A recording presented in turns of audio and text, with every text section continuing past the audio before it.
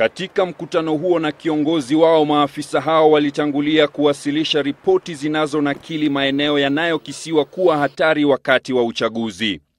Naye Kimaiyo amewataka wakuu wa vituo vyote vya polisi kuwasilisha makadirio ya kifedha ya zaidi ya maafisa 90,000 ambao watapewa jukumu la kuhakikisha amani na utangamano nchini ili kudhibiti kesi zozote zitakazotokea kabla, wakati na baada ya uchaguzi unaokisiwa kuwa wenye ushindani mkubwa zaidi katika historia ya nchi hii.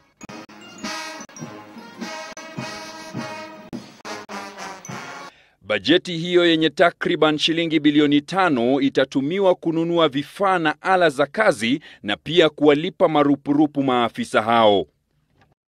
Yeah, we are taking keen interest in all parts of the country, including some of the areas that we have identified to probably have some number of a large number of people, which might end up going to trigger issues of animosity and tension.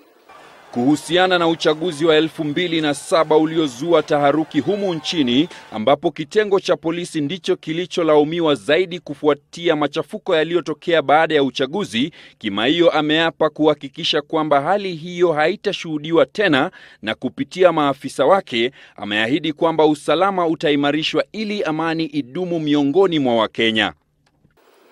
The purpose of meeting all our provincial formation commanders is purely a follow-up of a meeting that we had 2 weeks ago on the preparation of the 2013 general election, and more specifically we are dwelling on looking at all the 47 counties, looking at 33,000 polling stations,